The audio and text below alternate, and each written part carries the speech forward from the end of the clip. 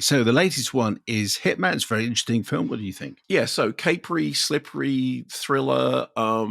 As he said, it's adapted from a Texas Monthly article way back by Skip Hollandsworth, who also was the source of Bernie. And of course, there is a connection with Bernie, in as much as Bernie is a biographical black comedy crime drama. It's actually a really interesting film, and so they're kind of companion pieces. This tells, as you said, the almost true story of a fake hitman who also taught at college. And I love the fact that he said that when he was talking to the real Gary Johnson, who's no longer with us, he just was not interested in the movie. So just went, "No, yeah, fine." So the film is fiction, and the ending makes very clear what was made up, but it has its roots in, or as Linklater said, its feet in the real story. So Glenn Powell is Gary Johnson. He's a college instructor teaching psychology to students who don't care. They're completely bored. He moonlights doing undercover work for the New Orleans PD. Then a colleague can't do the undercover work, and he's told, okay, you have to go in and be the fake hitman. You're the person who has to pose as a hitman in order to get somebody to attempt to hire you so that we can then arrest them for that crime. He's very nervous, but the minute he gets into the room, he goes into character, and he's a different guy. And somebody said of the real Gary Johnson, he was the Laurence Olivier of this profession. And of course, in this particular case, our central character goes from being this, Schneebly-like character into suddenly being Ron, who's got all this charisma and all this cool.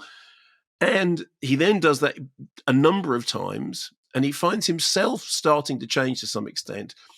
But he describes himself, as you heard in that clip, everyone's fantasy, including Adria Iona's Maddie, who meets him as Ron and then meets him later on as Ron and has sort of fallen for Ron. And they start to have a relationship in which it's all about he's playing a role, but maybe she's playing a role. And in fact, it was very interesting when Linklater said the facts really aren't the key thing, because in the end, the whole thing is about artifice, because real hitmen aren't real. They're just a construction of the movies, and people think they know about them because they've seen films. So it's a film about a reality that is constructed by movies in which everything is artificial. I'm a really big fan of Richard Linklater. I can't quite get my head around the fact that he's done so many different things. I mean, you were saying, what is this? You say screwball comedy, which gives you the wisecracking dialogue, also gives you the fact that it's a very sort of gender balance, that, that men or women can hold their own equally. You get the film noir thing, which gives you the twisty narrative and the double-crossing daring do. Elsewhere, you get romance, which of course we've seen with Linklater before in the before films. Comedy, School of Rock, which we all think is one of the funniest films ever made. Coming of age stories, Slackers, Boyhood. I mean, he just does all of this. Actually, my favorite Richard Linklater film is Me and Orson Welles, which is a historical biographical drama, again based on a true story, but taking liberties with it. And so what this is it's really good fun. It's a sort of sexy, twisty thriller. It's got some neat ideas about identity. You were saying, is it important that he's talking to his students about, psychology? And of course it is, because at the very beginning, he basically asks them, how much do you know yourself? How much is it identity a construct? And that's really the sort of knotty thing that's going on underneath all this. Can we change who we are? Can you dial up a different personality? But actually, the thing that Linklater's enjoying is the genre stuff. I mean, it feels to me like, I say screwball comedy, film noir, crime thriller, romance, all thrown together.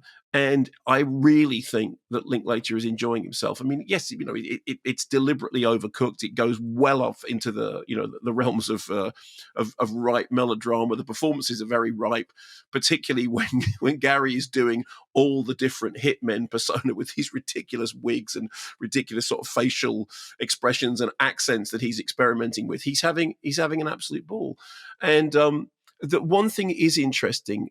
I spoke to Linklater about this on stage a couple of weeks ago, and he said, I do want people to see it in cinemas. It's on Netflix now. It has had a very sort of limited cinema release.